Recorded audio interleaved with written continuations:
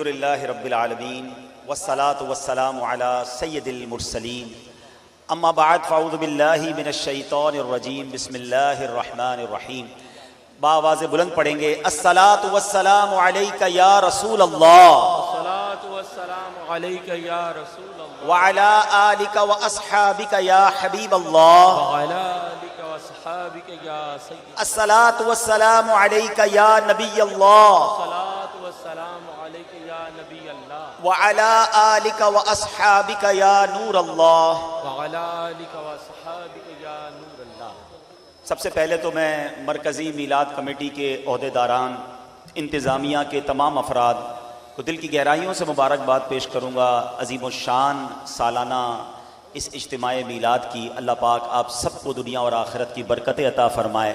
میری پہلی بار حاضری ہوئی ہے مگر انتظامات اور انداز دیکھ کر بڑی خوشی ہوئی کہ کئی نوجوان دل و جان سے نبی پاک علیہ الصلوۃ والسلام کے ذکر کی اس محفل کو سجا رہے ہیں، انتظامات کر رہے ہیں، خلوص کے ساتھ کام کرتے نظر آ رہے ہیں. اور یہ بڑی ہی قسمت والوں کا یوں سمجھیے انداز ہوتا ہے، نصیب والوں سے یہ کام لیا جاتا ہے. شاعر لکھتے ہیں نا، محبوب کی محفل کو محبوب سجاتے ہیں. یہ سجانے والے بھی بہت خوش نصیب ہیں. محبوب کی محفل کو محبوب سجاتے ہیں اور آتے ہیں وہی جن کو سرکار بلاتے ہیں. سبحان اللہ. وہ لوگ خدا شاہد قسمت کے سکندر ہیں جو سرور عالم کا میلاد مناتے ہیں. تو یہ نصیب والوں کا حصہ ہے اور ماشاءاللہ آپ کو یہ حصہ ملا ہے. اللہ پاک جو نبی پاک کے چرچے کو بلند کر رہے ہیں، اللہ پاک ان کی عزتوں کو بلند فرمائے. علماء کرام، مشائخ اعظام، معزز نعت خواں موجود ہیں، آپ سب کا بھی میں شکریہ بھی ادا کروں گا. آپ اللہ پاک آپ کے اقبال کو بلند فرمائے اور مجھ ناچیز کو آج یہاں بیان کی سعادت دی. اور ہمارے جو مجھ سے پہلے جو نقیب محفل ہیں، انہوں نے جس طرح میرا تعارف پیش کیا، بہت زیادہ انہوں نے مبالغہ کیا. ان باتوں کا میں ایک شعر میں جواب دے دیتا ہوں کہ خاک مجھ میں کمال رکھا ہے، میرے مرشد نے سنبھال رکھا ہے، میرے عیبوں پہ ڈال کر پردہ مجھے اچھوں میں ڈال رکھا ہے. اللہ پاک ان کے اور آپ سب کے حسن ظن سے مجھے اچھا بنا دے. آج میں اپنی حاضری مختصری رکھوں گا کیونکہ مجھے اندازہ ہے وقت کافی ہو گیا ہے. اور میں کیونکہ ماشاءاللہ نعت خواں کافی دیر سے نبی پاک علیہ الصلوۃ والسلام کی ثنا خوانی کر رہے ہیں، تو میں نے سوچا کہ کیوں نہ میں بھی اپنا حصہ ملاؤں بیان کی صورت میں. اور آج آپ کو قرآن کی زبانی نعت مصطفیٰ سناتے ہیں. آپ نے پنجابی نعت کا وہ شعر تو سنا ہوگا کہ دساں کی میں مصطفیٰ دی کیڑی سونی شان ہے، آپ دی تعریف وچ سارا ہی قرآن ہے، آپ دی تعریف وچ سارا ہی قرآن ہے.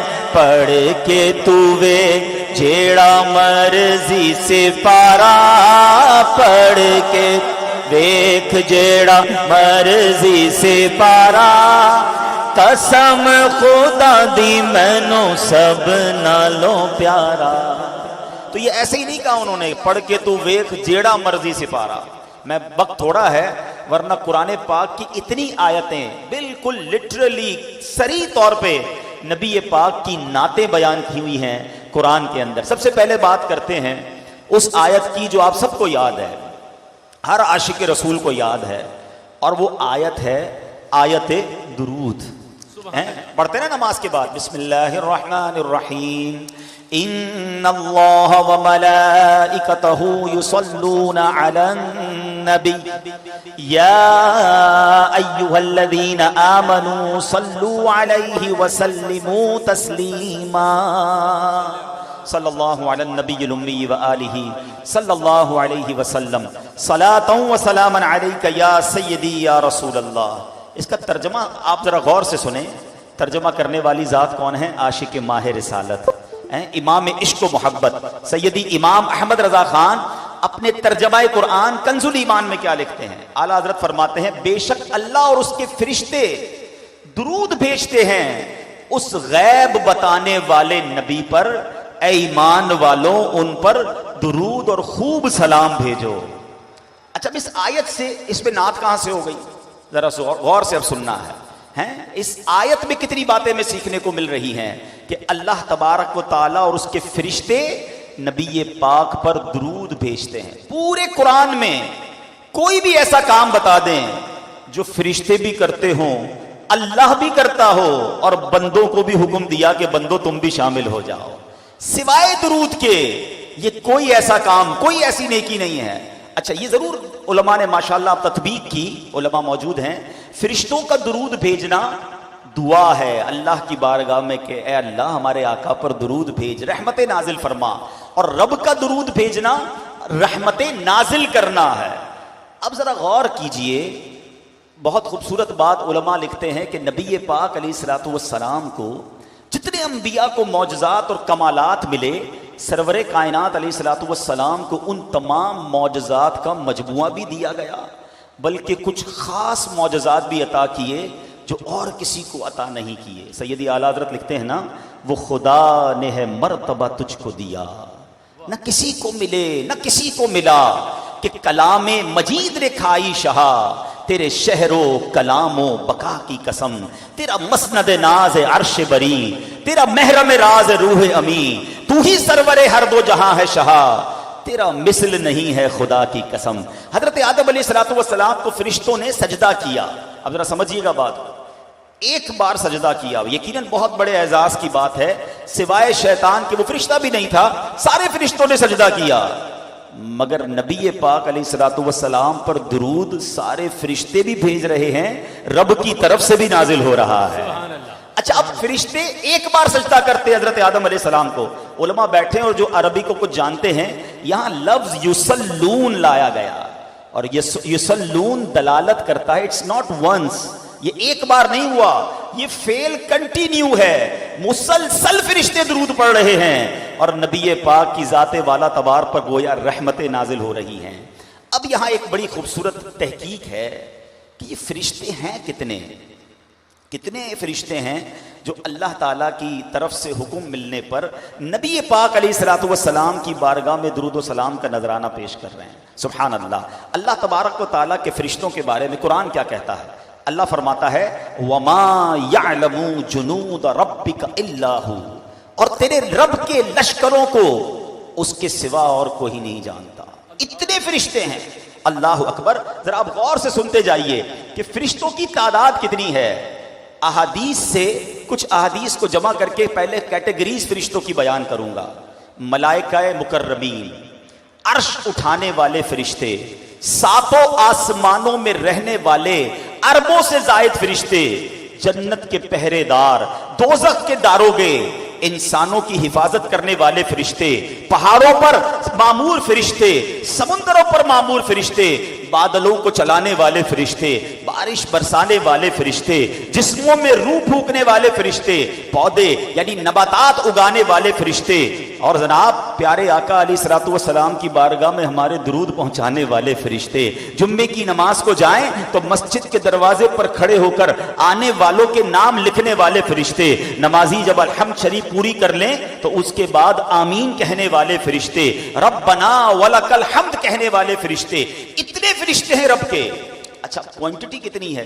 ایک بڑی پیاری تحقیق وہ اب میں آپ کو بتاتا ہوں. امام نبہانی رحمۃ اللہ تعالی علیہ نے لکھا کہ بتایا یہ جاتا ہے انسان جو ہیں وہ جنات کا 10واں حصہ ہے. اب ذرا میں فیصلہ آباد والوں کی تھوڑی کیلکولیشن چیک کرنا چاہوں گا، حساب کتاب کے ماہر ہیں کہ نہیں. ایک محتاط اندازہ لے لیتے ہیں. ویسے تو 7.5 ارب بتایا جاتا ہے انسان اس وقت دنیا میں موجود ہیں. چلے ہم 7 ارب پہ فیصلہ کر لیتے ہیں. 7 ارب اگر انسان ہیں اور انسان جنات کا 10واں حصہ ہے تو اس کا مطلب 70 ارب جنات ہیں. ٹھیک ہے جناب، گھبرائیے نہیں، مسلمان جنات بھی ہوتے، ہو سکتا ہے یہاں بھی عاشقان رسول جنات آئے ہوں نبی کا چرچا سننے کے لیے، تو کوئی حرج نہیں ہے صلی اللہ تعالیٰ علیہ وسلم. آقا تو امام الثقلین ہے نا، سب کے آقا ہیں. بہرحال اب جنات ہو گئے 70 ارب. پھر فرمایا جنات اور انسان ملا لیں تو یہ خشکی کے جانوروں کا 10واں حصہ ہے. اس زمین پر جتنے جانور ہیں نا، جتنے بھی جانور ہیں یہ سب ملائیں تو انسان اور جنات کو ملا لیں تو وہ اس کا 10واں حصہ ہے. اس کا مطلب دنیا میں تقریباً 700 ارب جانور ہیں. فرمائیں ان سب کو ملا لیں تو یہ سب مل کر پرندوں کا 10واں حصہ ہے. اب پرندے کتنے ہو گئے جناب؟ حساب آ رہا ہے بھائی، 7000 ارب پرندے ہو گئے. اور آگے چلیں، فرمائیں ان سب کو ملا لیں تو یہ سمندری جانوروں کا 10واں حصہ ہے. دنیا میں 66% تو پانی ہے نا, 66% تو پانی ہے. میں نے ایک تحقیق پڑھی تھی کہ اگر اس دنیا میں, ساری دنیا میں اناج ختم ہو جائے, گوشت ختم ہو جائے, کچھ بھی کھانے کو نہ ہو, پھر بھی یہ سمندر جو ہے 100 سال تک اس دنیا کو خوراک دے سکتا ہے. اتنا اللہ تبارک و تعالیٰ نے اس میں مخلوق رکھی ہے. اب یہ 70,000 ارب ہو گئے سمندری جانور. فرمائیں ان سب کو جمع کر لیں تو یہ زمین پر موجود جو فرشتے ہیں اس کا 10واں حصہ ہے. فرمائیں سب کو جمع کریں تو پہلے آسمان پر جتنے فرشتے ہیں یہ اس کا 10واں حصہ ہے. ان سب کو بھی جمع کر لیں تو دوسرے آسمان کے جو فرشتے ہیں یہ اس کا 10واں حصہ ہے. اسی کیلکولیشن سے 7ویں آسمان, پھر عرش کے گرد طواف کرنے والے فرشتے الگ. یعنی آپ کے سارے کیلکولیٹر, سارے کمپیوٹر بیکار ہو جائیں گے کہ فرشتے ہیں کتنے. چلو ایک عشق والی کیلکولیشن بھی بیان کرتا ہوں. وہ کیا ہے, کون بتائے گا کہ نبی پاک علیہ الصلوۃ والسلام کے دربار میں روزانہ کتنے فرشتے حاضر دیتے ہیں؟ ارے واہ بھائی واہ, کتنے؟ 70,000 صبح ہیں, 70,000 شام. سیدی اعلیٰ حضرت بتاتے ہیں نا 70,000 صبح ہیں, 70,000 شام. یوں بندگی زلف رخ 8 پہر کی ہے. اب روزانہ کتنے ہو گئے جناب؟ 1,40,000. 1450 سال کم و بیش ہو گئے ہیں. اور جو ایک بار آتا ہے وہ دوبارہ نہیں آ سکتا. اس کی وجہ بھی بیان کرتا ہوں. اب 1450 سال کم و بیش ہو گئے یا 1400 سال ہو گئے, روز 1,40,000 فرشتے آ رہے ہیں, دوسرا نہیں آ رہا. کر لو ذرا حساب کتنے فرشتے, اور یہ حاضری قیامت تک رہے گی. اچھا یہ کیوں دوبارہ نہیں آتے؟ سبحان اللہ. سیدی اعلیٰ حضرت کمال کی شخصیت ہیں, اپنے اشعار میں ہی معاملہ حل کر دیتے ہیں.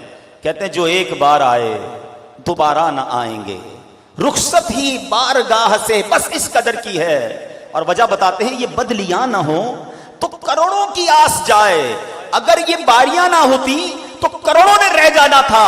اور یہ بارگاہ مرحمت عام تر کی ہے. یہ آقا کی بارگاہ تو سب کے لیے ہے نا, تو سب کو حاضری دینی تھی. اور اے غلاموں مبارک ہو, وہ فرشتے ہیں, وہ معصوم ہیں, ان کو ایک بار زندگی میں تقریباً 12 گھنٹے کی حاضری ہے. اور تم غلام بار بار جاؤ, پھر بھی جانے کی اجازت جتنے دن چاہو رہو. سرکار نبھاتے ہیں. اعلیٰ حضرت لکھتے ہیں معصوموں کو تو عمر میں صرف ایک بار آسی پڑے رہے تو صلاح عمر بھر کی ہے.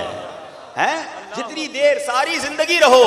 بلکہ میرے آقا تو کریم آقا ہیں, فرماتے تم میں سے جس سے ہو سکے, حدیث پاک کا مضمون ہے, وہ مدینے میں مرے, کہ جو مدینے میں مرے گا میں اس کی شفاعت کروں گا.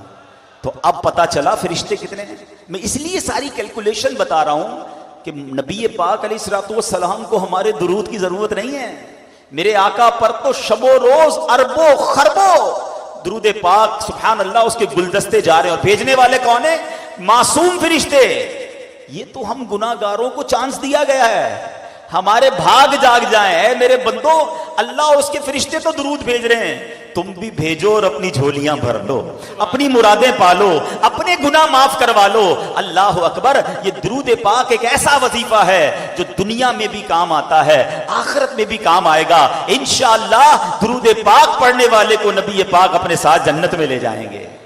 تو اے میرے بیٹھے اسلامی بھائیوں, پہلا میرا مدنی پھول, پہلا آج کا میسج. آپ کافی دیر سے آئے ہوئے ہیں, اتنا بڑا مجمع ہے, ایک پیغام لے کر جاؤ. زندگی میں اس عادت کو شامل کر لو. آج یہ موبائل فون ہمارے بہت سارا ٹائم لے جاتا ہے, فضول کاموں میں وقت صرف ہو رہا ہے. نہیں میرے بیٹھے اسلامی بھائیوں, یہ زندگی اس لیے نہیں ہے کہ اس کو ان کاموں میں ضائع کیا جائے. اللہ اور اس کے رسول کا ذکر کرنے کے لیے رب نے زبان دی ہے. جتنا ہو سکے ذکر کرتے جائیں, درود پاک پڑھتے جائیں, اپنے وقت کو قیمتی بنائیں. کہ میں نے اور آپ نے سب نے دنیا سے جانا ہے یہ پڑھے ہوئے درود, یہ اللہ کا ذکر, یہ انشاءاللہ ہمیں مرنے کے بعد کام آئے گا. سب مل کر ذرا کہیے سبحان اللہ, پھر کہیے الحمدللہ, اب کہیے اللہ اکبر. کتنی دیر لگی؟ 30 سیکنڈ بھی نہیں لگے. اب اگر آپ کو اندازہ ہے آپ نے 30 سیکنڈ میں کیا کمایا. میرے نبی علیہ الصلوۃ والسلام کے سچے وعدے ہیں جس کا مضمون ہے جو ایک بار سبحان اللہ کہے اس کے لیے جنت میں درخت لگا دیا جاتا ہے, ایک بار الحمدللہ کہے جنت میں درخت لگ جاتا ہے, ایک بار اللہ اکبر کہے جنت میں درخت لگ جاتا ہے. اتنا آسان ہے نیکیاں کمانا, مگر کس کے پاس ٹائم ہے؟ میں آپ سے پوچھتا ہوں کتنی بار دن میں درود پاک پڑھتے ہیں؟ کتنی بار اللہ کا ذکر کرتے ہیں، فضول باتوں میں ہم اپنا وقت ضائع کرتے ہیں. تو اللہ کرے کہ آج کے اس اجتماع سے میں بھی یہ پیغام لے کر جاؤں، آپ بھی جائیں کہ اب زبان جو ہے اللہ اور اس کے رسول کے ذکر میں صرف کریں گے انشاءاللہ. ہیں بڑی پیاری بات پنجابی شاعر کہتے ہیں نا، چلے ساتھ ساتھ کچھ نعت کے اشعار بھی ہوتے رہیں. دل یاد لئی بنایا ہے تعریف لئی زبان، دل یاد لئی بنایا ہے تعریف لئی زبان، اکھیاں بنائیاں سونے دے دیدار واسطے. تو ان اعضاء کا بہترین استعمال کرو. جن کو نبی پاک کا دیدار کرنا ہے وہ یہ بھی تو سوچے نا کہ آنکھوں سے حرام بھی دیکھوں، ہیں غلط چیزیں بھی دیکھوں، اور پھر تمنا بھی کروں کہ ان آنکھوں سے نبی پاک کا دیدار کروں. تو آنکھیں پاکیزہ رکھیں، ان حرام چیزوں سے اپنے آپ کو بچائیں، ذکر و درود کی پابندی کریں. مل کر محبت کے ساتھ درود پاک صلو علی الحبیب صلی اللہ تعالی علی محمد صلی اللہ علیہ وسلم. جیسا کہ میں نے کہا تھا کہ آج بات فقط قرآن کی کریں گے، ٹھیک ہے. قرآن سے ایک آیت ہو گئی جس میں نبی پاک کی شان بھی پتہ چلی اور ہمیں یہ بھی پتہ چلا کہ درود پاک کی اہمیت کیا ہے. ماجرا یہ تھا، نبی پاک علیہ الصلوۃ والسلام جب صحابہ کرام کو، اسلام کے ابتدائی دور تھا، تعلیم فرماتے، اسلام کے بارے میں باتیں بتاتے، احکام اسلام بتاتے، تو صحابہ کرام نبی پاک سے عرض کرتے راعنا یا رسول اللہ. اچھا راعنا کا مطلب بنتا ہے کہ یا رسول اللہ ہمارے حال کی رعایت فرمائیے. آج کل انگریزی میں ہم کہتے ہیں پارڈن پلیز، کم اگین، ذرا دوبارہ بتائیے. استاد صاحب بھی کبھی کچھ لکھاتے تم کہتے ہیں استاد صاحب ذرا ریپیٹ کر دیں، میں پیچھے رہ گیا، میں نہیں سمجھ سکا. تو سوال جو بات ہے اس کو ریپیٹ کرنے کے لیے صحابہ کرام عرض کرتے تھے راعنا یا رسول اللہ، حضور ذرا ہم پر رعایت فرمائیے. بظاہر تو یہ بڑا اچھا لفظ ہے، لیکن معاملہ یہ تھا کہ یہودیوں کی جو لغت تھی، کبھی کبھی ہوتا ہے نا ایک لفظ اردو میں کچھ اور معنی ہوتا ہے، اس کا پنجابی میں کچھ اور معنی ہوتا ہے، پنجابی میں کچھ اور ہوتا ہے، کسی اور زبان میں کچھ اور ہوتا ہے. تو یہودیوں کی جو لغت تھی اس میں راعنا جو ہے اس کا معنی ایک بے ادبی والا بنتا تھا. اچھا اس زمانے میں مسلمان بھی قریب قریب رہتے تھے، غیر مسلم بھی قریب رہتے تھے، تو وہ لوگ بھی آ کر بیٹھ جاتے اور معاذ اللہ نبی پاک کی بارگاہ میں کہتے راعنا یا رسول اللہ، راعنا یا رسول اللہ، راعنا. اب ان کی نیت معاذ اللہ بے ادبی کی ہوتی تھی. تو حضرت سعد بن معاذ رضی اللہ تعالیٰ عنہ جو تھے نا وہ یہودیوں کی لغت جانتے تھے. وہ سمجھ گئے کہ یہ بدبخت جو ہیں یہ معاذ اللہ نبی پاک کی بے ادبی کے لیے آتے ہیں اور یہ جملہ بار بار کہتے ہیں. تو انہوں نے کہا کہ اگر اب کسی نے یہ جملہ کہا تو میں اس کی گردن اڑا دوں گا. تو ان غیر مسلموں نے کہا اب ہم سے کیوں لڑتے ہیں، آپ کے مسلمان بھی تو کہتے ہیں، آپ کے صحابہ بھی تو یہی کہتے ہیں، ہم بھی وہی کہتے ہیں، ہم سے کیوں ناراض ہو رہے ہیں. اب ان کا دل بڑا رنجیدہ ہوا کہ یہ لفظ جو ہے نا یہ ٹھیک نہیں ہے، نبی پاک کی بارگاہ میں یہ لفظ نہیں بولنا چاہیے. اللہ اکبر. جیسے یہ نبی پاک کی خدمت میں حاضر ہوئے دل رنجیدہ ہے. اللہ اکبر. جبریل امین قرآن کی آیت لے کر نازل ہوتے ہیں.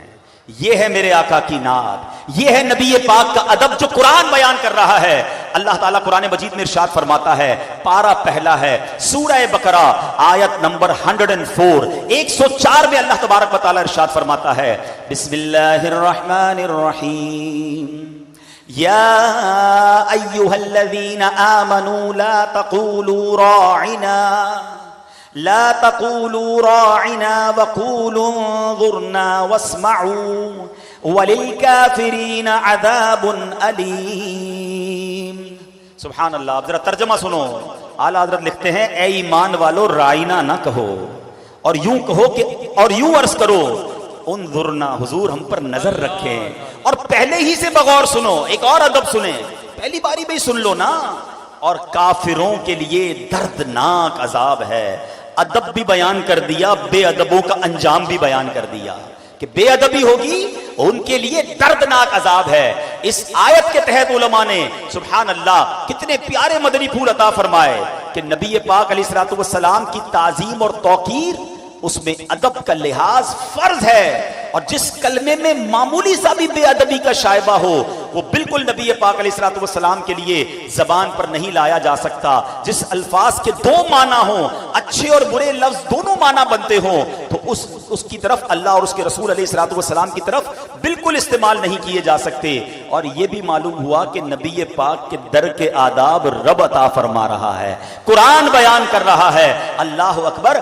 آج دنیا میں بڑے لوگ اپنا جو सेक्रेटरीट ہوتا ہے اپنے آفس میں اپنے دربار میں آنے کے آداب خود بیان کرتے ہیں، مگر نبی پاک کی شان دیکھو کہ ان کی بارگاہ میں گفتگو کیسے کرنی رب سکھا رہا ہے، قرآن بتا رہا ہے۔ پھر ہم کیوں نہ کہیں کہ پڑھ کے تو ویک جھیڑا مرضی سپارہ، قرآن پاک کس طرح نبی پاک کی شان بیان کرتا ہے۔ اور اب ایک اور بات بھی سیکھنے کو مل گئی کہ جو وظیفہ ہم پڑھتے ہیں نا یہ کتنا پیارا بلکہ قرآن کی طرف سے عطا کردہ وظیفہ ہے۔ یا رسول اللہ انظر حالنا، قرآن تو کہتا ہے رائنا نہ کہو، انظرنا، یا رسول اللہ انظر حالنا، یا حبیب اللہ اسمع قالنا، اننی فی بحر حم مغرق خذ یدی سہلنا اشقالنا۔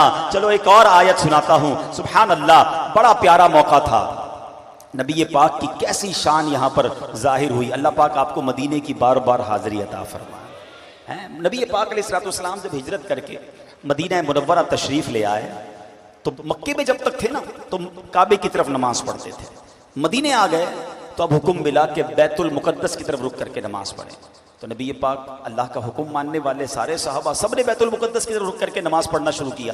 بیت المقدس کی طرف یہودی بھی نماز پڑھتے تھے، ان کی بھی عبادت ہوتی تھی، تو وہ مسلمانوں کو تانے دیتے تھے کہ دین تو نیا لائے ہو، قبلہ تو ہمارا ہے، ٹھیک ہے، ہمارے قبلے کی طرف تم رک کر کے نماز پڑھتے ہو۔ تو نبی پاک علیہ الصلوۃ والسلام کے دل پر یہ ملال گزرا کہ یہ ہمیں تانے دیتے ہیں مسلمانوں کو۔ اللہ اکبر، نبی پاک کے دل پر کیسے ملال گزرے، اللہ کو کب یہ پسند ہے۔ اب نماز ذرا غور سے دیکھیے گا، نبی پاک علیہ الصلوۃ والسلام اب مسجد قبلتین جہاں ہے نا اس جگہ پر میرے آقا علیہ الصلوۃ والسلام بار بار آسمان کی طرف نظر اٹھاتے ہیں کہ شاید وہی آ جائے، شاید اللہ کی طرف سے یہ پیغام آ جائے کہ ہمارا قبلہ جو ہے وہ بیت المقدس سے کعبہ کر دیا جائے۔ سنو میرے میٹھے اسلامی بھائیوں، اب دوران نماز 4 رکعت والی نماز ہے، ذرا سنیے گا، اور 2 رکعتیں بیت المقدس کی طرف نبی پاک پڑھ چکے ہیں، صحابہ پیچھے صفیں باندھ کر کھڑے ہیں۔ دوران نماز جبریل امین آیت قرآن لے کر نازل ہوتے ہیں اور قبلے کی تبدیلی کا حکم ہوتا ہے۔ اور ذرا قرآن کا اسلوب دیکھیں، انداز دیکھیں، قرآن کیا کہتا ہے، قد نرا تقلب وجہک فی السماء، ہم دیکھ رہے ہیں بار بار تمہارا آسمان کی طرف منہ کرنا۔ آئے ہائے، محبوب کی ادا کو قرآن بیان کر رہا ہے، اے محبوب جو تم بار بار آسمان کی طرف نظر اٹھا رہے ہو، ہم دیکھ رہے ہیں۔ پھر آگے اللہ فرماتا ہے فَلَنُوَلِّيَنَّكَ قِبْلَةً تَرْضَاهَا، تو ہم ضرور تمہیں پھیر دیں گے اس قبلے کی طرف جس میں تمہاری خوشی ہے۔ اللہ اکبر، یہ نہ فرمایا اے محبوب ہم تمہیں قبلے کی طرف پھیریں گے جہاں رب کی رضا ہے، اے محبوب جدھر تم چاہتے ہو ادھر ہی قبلہ بنا دیا جائے گا۔ اب پھر دہرانے نمازی اس آیت کا اگلا حصہ سنیں، فَوَلِّ وَجْهَكَ شَطْرَ الْمَسْجِدِ الْحَرَامِ، اب ابھی اپنا منہ پھیر دو مسجد حرام کی طرف۔ اللہ اکبر، سوال ذہن میں پیدا ہو سکتا ہے، جناب یہ آیت یا تو نماز سے پہلے آ جاتی یا نماز کے بعد آ جاتی، پہلے آتی تو پیارے آقا سب صحابہ کو بیان کر دیتے کہ سنو قرآن نازل ہو گیا ہے، اب آج سے ہمارا قبلہ کعبہ ہے، اب بیت المقدس کی طرف رک کر کے نماز نہیں پڑھنا۔ نہیں جناب، دہرانے نماز آتی ہے، اور سبحان اللہ میرے آقا نماز کے دوران ہی اپنا رخ کعبے کی طرف پھیر دیتے ہیں۔ اب ذرا تصور کیجئے، امام نماز پڑھا رہا ہو، مقتدی کی صفیں ہوں، اچھا یہ کوئی 5-10 ڈگری کا فرق نہیں تھا کہ امام صاحب یوں پڑھ رہے ہیں، تھوڑا سا رائٹ ہو گئے یا تھوڑا سا لیفٹ ہو گئے، نہیں جناب، یہ 180 ڈگری کا اباؤٹ ٹرن تھا، یعنی اگر ادھر بیت المقدس ہے تو ادھر کعبہ تھا۔ نبی پاک نے رخ تبدیل کیا۔ ارے امام کیسا تھا، مقتدی کیسے تھے، صحابہ میں کسی نے سوال نہیں کیا کہ حضور یہ کیا کر رہے ہیں، سارے صحابہ نے دوران نمازی رخ تبدیل کر دیا۔ یہ وفاداری دیکھیں، یہ اطاعت دیکھیں، کوئی چوں چرا نہیں، کوئی کوشچن نہیں، سب نے رخ تبدیل کر دیا۔ سبحان اللہ، اے میرے میٹھے اسلامی بھائیوں، یہ ہے میرے آقا علیہ الصلوۃ والسلام کی شان کہ نبی پاک کی خوشی کی خاطر جو ہے مسلمانوں کا قبلہ بھی کعبہ کر دیا گیا۔ پھر کیوں نہ میرے اعلیٰ حضرت لکھیں کہ خدا کی رضا چاہتے ہیں دو عالم، خدا چاہتا ہے رضائے محمد۔ سبحان اللہ، زہے عزت و اعتلائے محمد کہ ہے عرش حق زیر پائے محمد۔ سبحان اللہ۔ تو میرے میٹھے اسلامی بھائیوں، اب پتا چلا کہ قرآن پڑھتے جائیں، اصل بات یہ ہے ہم قرآن پڑھتے نہیں ہیں، ہم قرآن سمجھتے نہیں ہیں۔ اس بنا پر اس بنا پر ہم قرآن کو سمجھتے نہیں، اس لیے ہمیں معلومات نہیں ہے۔ اب چونکہ وقت مختصر ہے، میں ایک چھوٹا سا جائزہ پیش کر کے اپنی گفتگو کو ختم کرتا ہوں۔ آپ کا ایمان تازہ ہو جائے گا کہ کہاں کہاں میرے رب نے اپنے حبیب کا ذکر قرآن میں کس پیارے انداز میں کیا ہے، مگر ساتھ آپ نے سبحان اللہ کہتے رہنا ہے۔ سورہ فتح آیت نمبر 29 میں اللہ تبارک و تعالیٰ نے آپ علیہ الصلوۃ والسلام کو محمد الرسول اللہ فرمایا۔ سورہ آل عمران آیت نمبر 33 میں آپ علیہ الصلوۃ والسلام کو مصطفیٰ قرار دیا۔ سورہ آل عمران آیت نمبر 179 میں مجتبی فرمایا۔ سورہ جن آیت نمبر 27 میں آپ کو مرتضیٰ کے لقب سے یاد فرمایا۔ سورہ بنی اسرائیل آیت نمبر 1 میں عبد کامل۔ سورہ مائدہ آیت نمبر 15 میں آپ کو نور فرمایا گیا۔ سورہ نساء آیت نمبر 174 میں برہان یعنی واضح دلیل فرمایا۔ سورہ احزاب آیت نمبر 40 میں آپ کو خاتم النبیین فرمایا۔ سورہ احزاب آیت نمبر 45 میں شاہد یعنی حاضر و ناظر، سراجم منیر یعنی چمکتا ہوا سورج، اور داعی اللہ یعنی اللہ پاک کی طرف بلانے والا فرمایا۔ سورہ یاسین آیت نمبر 1 میں آپ کو یاسین، سورہ طٰہٰ آیت نمبر 1 میں طٰہٰ فرمایا گیا۔ سورہ بقرہ آیت نمبر 119 میں بشیر یعنی خوشخبری سنانے والا، نذیر یعنی ڈر سنانے والا فرمایا گیا۔ سورہ مزمل آیت نمبر 1 میں آپ کو مزمل، سورہ مدثر آیت نمبر 1 میں مدثر فرمایا گیا۔ سورہ آل عمران آیت نمبر 164 میں اللہ پاک نے مومنین پر آپ کو اپنا احسان فرمایا۔ سورہ انبیاء آیت نمبر 160 میں آپ کو تمام عالمین کے لیے رحمت فرمایا۔ سورہ قلم آیت نمبر 4 میں آپ کو صاحب خلق عظیم فرمایا۔ تو سورہ بنی اسرائیل آیت نمبر 1 میں صاحب معراج فرمایا۔ سورہ بقرہ آیت نمبر 33 میں دعائے ابراہیمی۔ سورہ صاف میں آیت نمبر 6 میں بشارت عیسیٰ فرمایا، اور سورہ کوثر آیت نمبر 1 میں صاحب کوثر فرمایا۔ سبحان اللہ، سبحان میں کیوں نہ کہوں اے رضا خود صاحب قرآن ہے، مداح حضور، تم مجھ سے کب ممکن ہے پھر مدحت رسول اللہ۔ تو ایک تو یہ اندازہ ہو گیا نا کہ نعت خوانی جو ہے یہ قرآن سے ثابت ہے، رب قرآن میں نعت بیان فرماتا ہے، تو دل و جان سے نبی پاک کی نعت خوانی میں بیٹھا کریں، دل و جان سے نعت خوانی کیا کریں، ہیں آقا کی ثنا خوانی دراصل عبادت ہے، ہم نعت کی صورت میں قرآن سناتے ہیں۔ اب یہاں میں اپنے بیان کو اختتام کرتے ہوئے ایک پیغام یہ بھی دینا چاہوں گا۔ کتنی پیاری باتیں قرآن سے سیکھنے کو ملی، میں نے بہت مختصر کیا بیان، اور بہت ساری آیتیں ہیں، تو قرآن سے محبت کر لو، قرآن سے دوستی کر لو۔ نبی پاک کے دور میں کئی معجزات کا ظہور ہوا، صحابہ ان معجزات کو دیکھتے رہے، کئی لوگ معجزات کو دیکھ کر ایمان لائے۔ ہم لوگ سنتے ہیں تو ایمان تازہ ہو جاتا ہے، مگر دیکھ تو نہیں سکے نا، نہ چاند کو دو ٹکڑے ہوتے دیکھا، نہ سورج کو پلٹتے دیکھا، نہ حضرت ابو قتادہ کی آنکھ لگتے ہوئے پھر روشن ہوتے دیکھا، نہ جانوروں کا نبی پاک کی بارگاہ میں آ کر سجدہ کرتے دیکھا۔ سنتے ہیں تو ایمان تازہ ہوتا ہے، مگر آپ کو پتا ہے ایک معجزہ جس کو اعظم المعجزات کہا جاتا ہے، سب سے بڑا معجزہ کہا جاتا ہے، وہ قرآن کریم ہے، وہ تو ہمارے درمیان ہے نا، اس کو کتنا پڑھتے ہیں؟ تو خدا را آج نیت کر کے جاؤ کہ آج سے قرآن پڑھیں گے بھی، اس کو سمجھیں گے بھی۔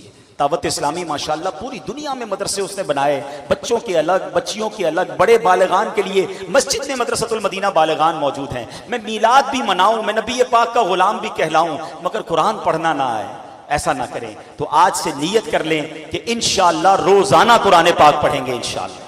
بڑی آسانیاں کر دی دعوت اسلامی نے، ہمارے لیے ایپلیکیشن بنا دی، تفسیر قرآن آسان اردو میں لکھ دی، اور جناب بہت زیادہ آسان ہو گیا، آڈیو کو تفسیر قرآن آنا شروع ہو گئی، جو چاہے قرآن سیکھنا اس کے لیے بہت آسان ہے۔ آن لائن قرآن مدرسے ہم نے کھول دیے، آپ دنیا میں کہیں ہیں، انٹرنیٹ پہ بھی چونکہ یہ بیان جا رہا ہے، آپ قرآن teacher.net ویب سائٹ پر جائیں، جس وقت قرآن پڑھنا ہے پڑھ لیں، اپنی مرضی کے ٹائم کے مطابق آپ کو قاری صاحب آ کر قرآن پڑھائیں گے، پھر بھی ہم نہ پڑھیں تو یہ ہماری محرومی ہے۔ اور ایک آخری بات، نبی پاک کا میلاد آ رہا ہے، ٹھیک ہے نا، میلاد منائیں گے نا دھوم دھام سے، ہاں دھوم دھام سے منانا ہے، گھر بھی سجائیں گے، پرچم بھی لگائیں گے انشاءاللہ۔ جب تلک یہ چاند تارے جھلملاتے جائیں گے، تب تلک جشن ولادت ہم مناتے جائیں گے سرکار کی آمد، آقا کی آمد، حضور کی آمد، پرنور کی آمد، اول کی آمد، آخر کی آمد. دھوم دھام سے میلاد منائے، بہت اچھی بات ہے. مگر دنیا کا دستور ہے جس کا برتھ ڈے آتا ہے اس کو تحفہ دیتے ہیں نا. نبی پاک کے لیے آپ نے کیا تحفہ تیار کیا؟ کچھ سوچا آپ؟ اچھا تحفہ بھی وہ دیا جاتا ہے جو اس کو پسند ہو. بچے کی برتھ ڈے ہوتی ہے تو چاکلیٹ دیتے ہیں، کھلونے دیتے ہیں. کوئی بڑا ہو جاتا ہے پھر کتاب دیتے ہیں، عطر دیتے ہیں. ایسا ہی ہے نا، جیسا شخصیت ویسا تحفہ. نبی پاک کی ولادت میں کیا تحفہ دو گے؟ سبحان اللہ. میرے آقا فرماتے ہیں قرۃ عینی فی الصلاۃ، نماز میں میری آنکھوں کی ٹھنڈک ہے. ابھی ماشاءاللہ ایک نوجوان بڑے زور سے نعرہ لگا رہے تھے، بلکہ ابھی پھر لگا دیں گے. ذرا لگاؤ غلامی رسول میں. بس میں جو نعرہ چاہ رہا ہوں، غلامی رسول میں نہ ہو جو عشق مصطفیٰ تو زندگی فضول. بڑا اچھا نعرہ ہے، مگر مجھے آج تک سمجھ نہیں آیا جس کو غلامی رسول میں موت بھی قبول ہے اس کو نماز قبول کیوں نہیں ہے؟ تو پھر یہ یاد رکھے نا کہ صرف زبانی نعرہ نہ ہو، پکی غلامی ہو کہ غلامی رسول، غلام رسول کی نماز قضا نہیں ہو سکتی. تو آج یہ پورا پنڈال ایسا نعرہ لگانا ہے، انشاءاللہ کی ایسی صدا لگانی ہے کہ انشاءاللہ آج کے بعد ہماری کوئی نماز قضا نہیں ہوگی. ماشاءاللہ مجھے بہت خوشی ہوئی جب ہمارے منتظم نے بتایا کہ اس پنڈال میں جماعت سے نمازیں ہوئی. بہت شاندار کام ہے. محفل بھی ہو، ہم نیازی ضرور ہیں مگر پہلے نمازی ہیں.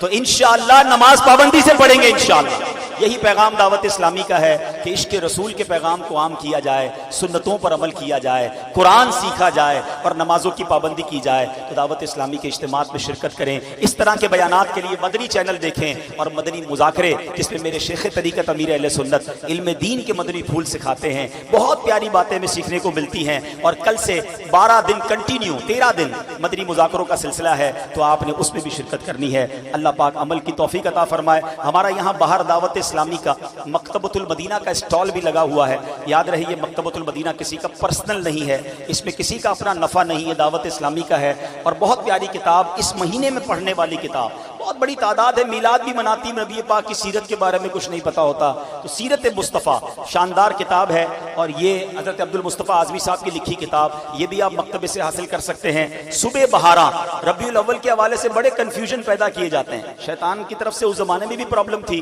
اور ابھی بھی کچھ لوگ کنفیوژن پیدا کر رہے ہوتے ہیں کہ میلاد کیوں مناتے ہیں، چراغاں کیوں کرتے ہیں. تو بہت سارے آپ کو وسوسوں کی کاٹ مل جائے گی. بہت چھوٹا سا رسالہ ہے صبح بہاراں. میں تو سمجھتا ہوں یہ رسالہ لیا بھی جائے اور اس کو تقسیم بھی کیا جائے. اور یہ ماشاءاللہ ہمارا منتھلی میگزین ہے، ماہنامہ جس کو آپ کہتے ہیں. آپ کے آفس پہ، آپ کے گھر پہ آپ اگر لگوانا چاہیں تو پورے مہینے میں کس کس بزرگ کا دن آتا ہے اور بہت پیارے علمی موضوعات ہیں. تو آپ جاتے جاتے مکتبۃ المدینہ کو بھی ضرور وزٹ کیجئے گا. اللہ پاک ہم سب کو عمل کرنے کی توفیق عطا فرمائے. صلو علی الحبیب صلی اللہ تعالی. چلیں جو اسلام پہ مرید ہونا چاہیں، جس طرح میں کہتا جاؤں دہراتے جائیں. بسم اللہ الرحمن الرحیم. مجھے اندازہ ہے کہ آپ کے دلوں کی دھڑکن تیز ہو رہی ہے، نہ جانے کس کا مدینے کا بلاوا آ جائے. غوث پاک کے مریدوں میں جو شامل نہیں ہو جائیں، کیا پتہ ان کی غلامی کے صدقے مل جائے. الصلاۃ والسلام علیک یا رسول اللہ وعلی آلک واصحابک یا حبیب اللہ. لا الہ الا اللہ محمد الرسول اللہ صلی اللہ تعالی علیہ وسلم. توبہ کرتا ہوں میں اپنے تمام پچھلے گناہوں سے اور وعدہ کرتا ہوں میں کہ آئندہ شریعت پر چلوں گا